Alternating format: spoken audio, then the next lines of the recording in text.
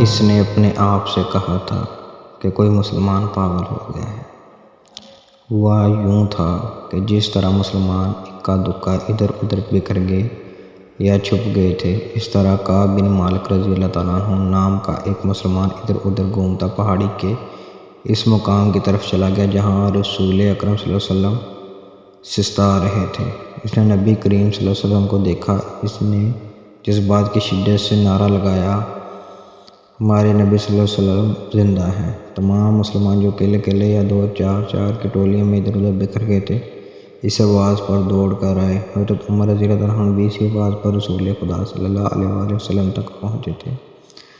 اس سے پہلے ابو سفیان جنگ میں پڑی ہوئی ہر ایک لاش کو دیکھتا پھر رہا تھا۔ وہ رسول کریم صلی اللہ علیہ وسلم کو جسد مبارک تلاش کر رہا تھا۔ اسے قریش کا جو بھی آدمی ملتا اس سے پوچھتا، تم نے محمد کی لاش نہیں دیکھی؟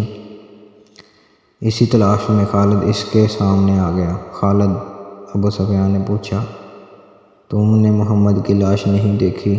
نہیں، خالد نے جواب دیا اور ابو سفیان کی طرف ذرا جھک کر پوچھا، کیا تمہیں یقین ہے کہ محمد قتل ہو چکا ہے؟ نعوذ باللہ۔ ہاں ابی سفیان نے جواب دیا، وہ ہم سے بچ کر کہاں جا سکتا ہے؟ تمہیں شک ہے؟ ہاں ابو سفیان، خالد نے جواب دیا، میں اس وقت تک شک میں رہتا ہوں جب تک کہ میں اپنی آنکھوں سے نہ دیکھ لوں۔ محمد صلی اللہ علیہ وآلہ وسلم اتنی آسانی سے قتل ہو جانے والا شخص نہیں ہے۔ معلوم ہوتا ہے تم پر محمد صلی اللہ علیہ وآلہ وسلم کا طلسم طاری ہے۔ ابو سفیان نے تکبر کے لہجے میں کہا، کیا محمد ہم میں سے نہیں تھا؟ کیا تم اسے نہیں جانتے تھے؟ جو شخص اتنی قتل و غارت کا ذمہ دار ہے، ایک روز اسے بھی قتل ہونا ہے۔ محمد صلی اللہ علیہ وآلہ وسلم قتل ہو چکا ہے، جاؤ اور دیکھو، اس کی لاش کو پہچانو، ہم اس کا سر کاٹ کر مکہ لے جائیں گے۔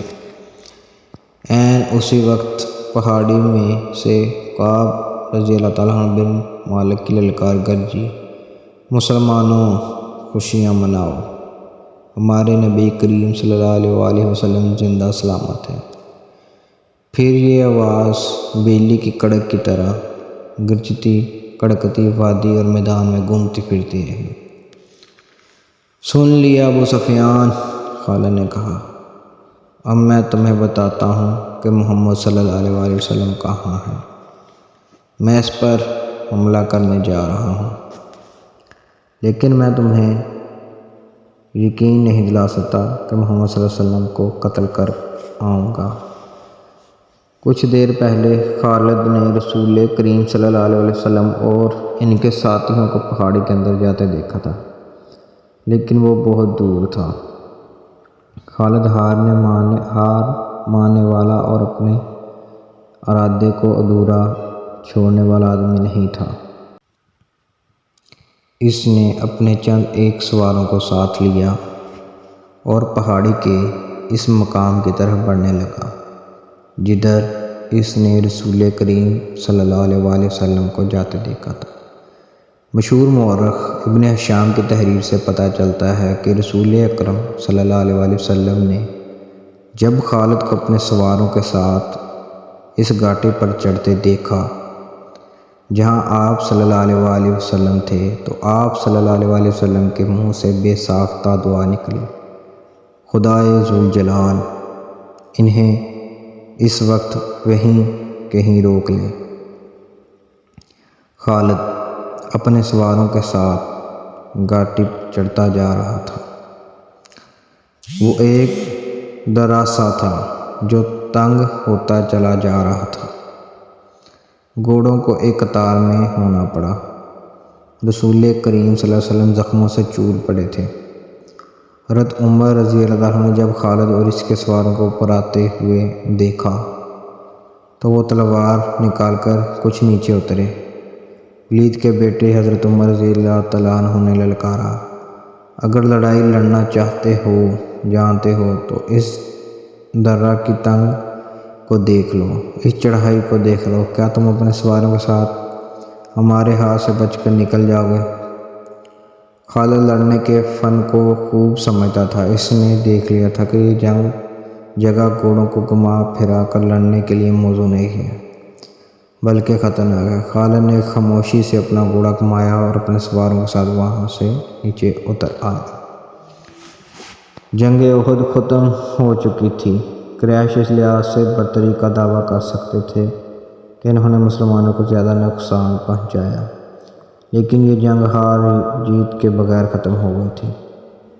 لیکن یہ ہماری شکست تھی، خالد کو جیسے اپنی آواز سنائی دی۔ مسلمانوں کی نفری 700 تھی اور ہم 3000 تھے۔ ہمارے پاس 200 گھوڑے تھے۔ ہماری فتح تب ہوتی جب ہم محمد صلی اللہ علیہ وسلم کو قتل کر دیتے۔ خالد نے اپنے آپ میں جھنجھلاہٹ محسوس کی۔ اس پر ایسی کیفیت طاری ہو گئی کہ اس کے دانت بجنے لگے۔ اسے جنگ کا آخری منظر یاد آنے لگا تھا۔ اس نے بھیانک یاد کو ذہن سے نکالنے کے لیے سر کو جھکا دیا، لیکن مکھیوں کی طرح یہ یاد اس کے ارد گرد بنبناتی رہی۔ اسے اپنے آپ میں شرم محسوس ہونے لگی۔ جنگجوؤں نے نہیں کیا کرتے۔ خالد جب حضرت عمر کی للکار پر واپس آ رہا تھا تو اس بلندی سے اس کی نظر میدان جنگ پر پڑی۔ وہاں لاشیں بکھری ہوئی تھیں۔ شاید ان میں بے ہوش بھی زخمی ہو گئے تھے۔ لاشوں اور زخمیوں کو اٹھانے کے لیے نہ ابھی مسلمان آگے بڑھے تھے نہ اہل قریش۔ خالد کو ابو سفیان کی بیوی ہندہ نظر آئی۔ وہ ہاتھ میں خنجر لیے ہوئے دوڑے چلی آ رہی تھی۔ اس کے اشارے پر قریش کی وہ عورتیں جو قریش کے لشکر کے ساتھ آئی تھیں اس کے پیچھے پیچھے دوڑی گئیں۔ ہند ہر ایک لاش کو دیکھتی تھی۔ وہ اونچے قد کی اور فریبی مائل جسم کی پہلوان قسم کی عورت تھی۔ وہ ہر ایک لاش کو دیکھتی تھی۔ کوئی لاش اونڈے منہ پڑی ہوئی نظر آتی تو وہ پاؤں کو ٹھوکر سے اس لاش کو سیدھا کر کے دیتی تھی۔ اس نے اپنے ساتھ کی عورتوں سے کہا کہ وہ حمزہ کی لاش تلاش کریں۔ اسے حمزہ کی لاش مل گئی۔ ہند بھوکے درندے کی طرح لاش کو چیرنے پھاڑنے لگی۔ اس نے لاش کے کچھ اعضاء کاٹ کر پرے پھینک دیے۔ اس نے دوسری عورتوں کو دیکھا جو اس کے قریب کھڑی تھی۔ کھڑی دیکھ کیا رہی ہو؟ ہند نے ان عورتوں سے یوں کہا جیسے وہ پاگل ہو چکی ہو۔ یہ دیکھو، میں نے اپنے باپ، اپنے چچا اور اپنے بیٹے کے قاتل کی لاش کا کیا حال کر دیا۔ جاؤ، مسلمان کی ہر ایک لاش کا یہی حال کر دو اور سب کے کان اور ناک کاٹ کر لے آؤ۔ اب وہ عورتیں مسلمانوں کی لاشوں کو چیرنے پھاڑنے کے لیے وہاں سے ہٹ گئیں تو ہند نے خنجر سے حمزہ کا پیٹ چاک کر کے اس کے اندر ہاتھ ڈالا۔ اس کا ہاتھ باہر آیا تو اس میں حمزہ رضی اللہ عنہ کا کلیجہ تھا جو ہند نے خنجر سے کاٹ لیا، اور اس نے اسی پر اکتفا نہ کیا۔ حمزہ رضی اللہ عنہ کے کلیجے کو ایک ٹکڑا کاٹ کر اس نے اپنے منہ میں ڈال لیا اور بری طرح سے چبانے لگی، لیکن تھوڑی دیر بعد اس نے کلیجے کے اس ٹکڑے کو اگل دیا۔ خالد کو دور ابو سفیان کھڑا نظر آیا۔ ہند کے اس وحشیانہ حرکت نے خالد کا مزہ کرکرا کر دیا تھا۔ وہ جنگجو تھا وہ صرف آمنے سامنے آ کر لڑنے والے آدمی تھا۔ اپنے دشمن کی لاشوں کے ساتھ یہ سلوک نہ صرف یہ کہ اسے پسند نہ آیا بلکہ اس نے نفرت کی نگاہ سے دیکھا۔ ابو سفیان کو دیکھ کر خالد نے اپنے گھوڑے کو ایڑ لگائی اور ابو سفیان کے پاس جا گھوڑا روکا۔ ابو سفیان خالد نے غصے اور حقارت کے ملے جلے لہجے میں کہا، کیا تم اپنی بیوی اور ان عورتوں کی اس وحشیانہ حرکت کو پسند کر رہے ہو؟ ابو سفیان نے خالد کی طرف ایسی نگاہوں سے دیکھا جن میں بے بسی کی جھلک تھی اور صاف پتہ چلتا تھا کہ اسے لاشوں کے ساتھ اپنی بیوی کا یہ سلوک پسند نہیں۔ خاموش کیوں ہو ابو سفیان؟ تم ہند کو جانتے ہو خالد؟ ابو سفیان نے دبی سی زبان میں کہا، یہ عورت اس وقت پاگلوں سے بدتر ہے۔ اگر میں یا تم اسے روکنے کے لیے آگے بڑھے تو یہ خنجر سے ہمارا پیٹ بھی چاک کر دے گی۔ خالد ہند کو جانتا تھا۔ وہ ابو سفیان کی بے بسی کو سمجھ گیا۔ ابو سفیان نے سر جھکایا، گھوڑے کی لگام کو جھٹکا دیا اور منہ پھیر کر دوسری طرف چل پڑا۔ خالد بھی اس منظر کو برداشت نہ کر سکا۔ جب ہند حمزہ رضی اللہ تعالیٰ عنہ کی لاش کا کلیجہ چبا کر اگل چکی تو اس نے پیچھے دیکھا کہ اس کے پیچھے جبیر بن مطعم کا غلام وحشی بن حرب کھڑا تھا۔ اس کے ہاتھ میں افریقہ کی بنی ہوئی وہی برچی تھی جس سے اس نے حمزہ رضی اللہ تعالیٰ عنہ کو شہید کیا تھا۔ یہاں کیا کر رہے ہو بن حرب؟ ہند نے تحقیرانہ لہجے میں اس سے کہا، جاؤ اور مسلمانوں کی لاشوں کے ٹکڑے کر دو۔ وحشی بن حرب بولتا بہت کم تھا۔ اس کی کوشش یہی ہوتی تھی کہ زیادہ سے زیادہ بات اشاروں میں کری جائے۔ اس نے ہند کا حکم ماننے کے بجائے اپنا ہاتھ ہند کے آگے پھیلا دیا اور اس کی نظریں ہند کے گلے میں لٹکتے ہوئے سونے کے ہار پر جم گئیں۔ ہند کو اپنا وعدہ یاد آ گیا۔ اس نے وحشی سے کہا تھا کہ تم میرے باپ، چاچا اور بیٹے کے قاتل کو قتل کر دو تو میں نے جتنے زیورات پہن رکھے ہیں وہ تمہارے ہوں گے۔ اور وحشی اپنا انعام لینے آیا تھا۔ ہند نے اپنے تمام زیورات اتار کر وحشی بن حرب کے پھیلے ہوئے ہاتھ پر رکھ دیے۔ وحشی کے ہونٹوں پر مسکراہٹ آ گئی اور وہاں سے چل پڑا۔ ہند پر اسی وقت فتح اور انتقام کا بھوت سوار تھا۔ ٹھہر جاؤ بن حرب، ہند نے جوشیلی آواز میں اس حبشی کو بلایا، اور وہ جب اس کے پاس آیا تو ہند نے کہا، میں نے تمہیں کہا تھا کہ میرا کلیجہ ٹھنڈا کر دو، تمہیں اپنے زیورات دوں گی، لیکن تم مجھ سے زیادہ انعام کے حقدار ہو۔ ہند نے قریش کی عورتوں کی طرف اشارہ کیا اور کہا، تم جانتے ہو ان عورتوں میں کنیزیں کون کون سی ہیں؟ دیکھو وہ جو بھی خوبصورت ہوں، تمہیں جو کنیزیں اچھی لگتی ہیں لے جاؤ۔ وحشی بن حرب نے اپنی عادت کے مطابق خاموشی سے چند لمحے ہند کے چہرے پر نظریں گاڑیں، لیکن اس کی نظریں کنیزوں کی طرف نہ گئیں۔ اس نے انکار میں سر ہلایا اور وہاں سے چلا گیا۔ کچھ دیر بعد میدان جنگ کی ہولناکی میں سے ہند کی بلند اور مرتنم آواز سنائی دینے لگی۔ مورخ ابن ہشام کے مطابق اس نے ترنم سے جو نغمہ گایا، اس کے الفاظ کچھ اس طرح تھے، ہم نے بدر کے معرکے کا حساب برابر کر لیا ہے، ایک خون ریز معرکے کے بدلے ہم نے ایک خون ریز معرکہ لڑ لیا ہے۔ اتبا کا غم میری برداشت سے باہر تھا۔ اتبا میرا باپ تھا، مجھے چچا کا بھی غم تھا، اپنے بیٹے کا بھی غم تھا۔ اب میرا سینہ ٹھنڈا ہو گیا ہے، میں نے اپنی قسم پوری کر لی ہے۔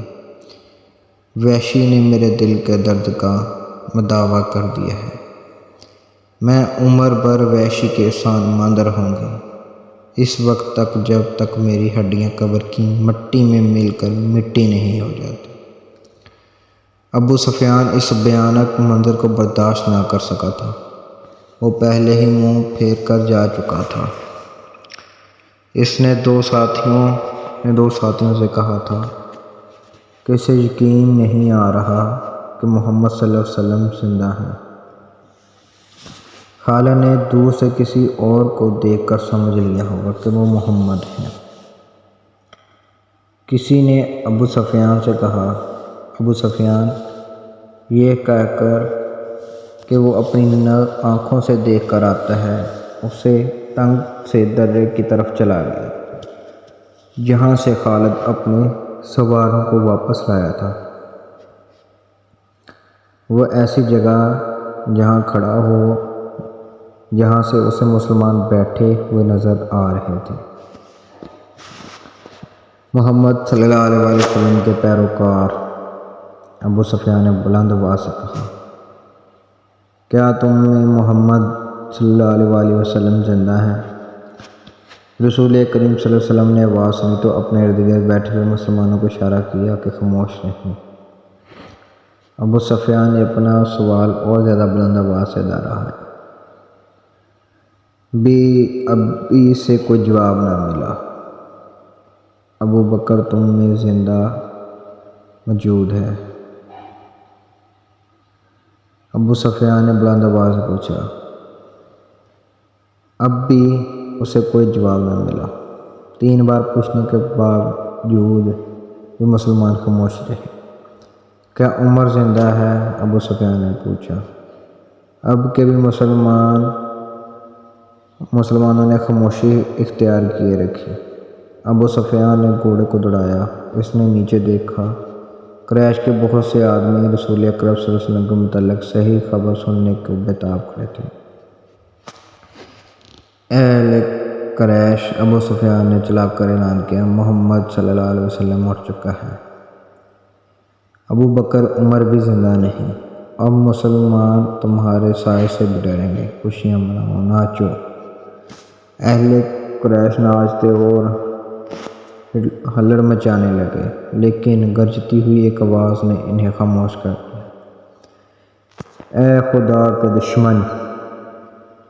درے کی بلندی سے حضرت عمر کی آواز گونجی، اتنا جھوٹ نہ بول، وہ تینوں زندہ ہیں جن کے نام لے کر تو انہیں مردہ کہہ رہا ہے۔ اپنے قبیلے کو دھوکہ مت دے، تجھے تیرے گناہوں کی سزا دینے کے لیے ہم سب زندہ ہیں۔ ابو سفیان نے طنزیہ قہقہ لگایا اور بلند آواز سے بولا، ابن الخطاب، تیرا خدا تجھے ہم سے محفوظ رکھے۔ کیا تو اب بھی ہمیں سزا دینے کی بات کر رہا ہے؟ کیا تو یقین سے کہتا ہے کہ محمد صلی اللہ علیہ وسلم زندہ ہیں؟ اللہ کی قسم، ہمارے نبی زندہ ہیں۔ حضرت عمر بن خطاب کی آواز جواب میں گرجی۔ بقایا اگلی ایپیسوڈ میں۔ شکریہ۔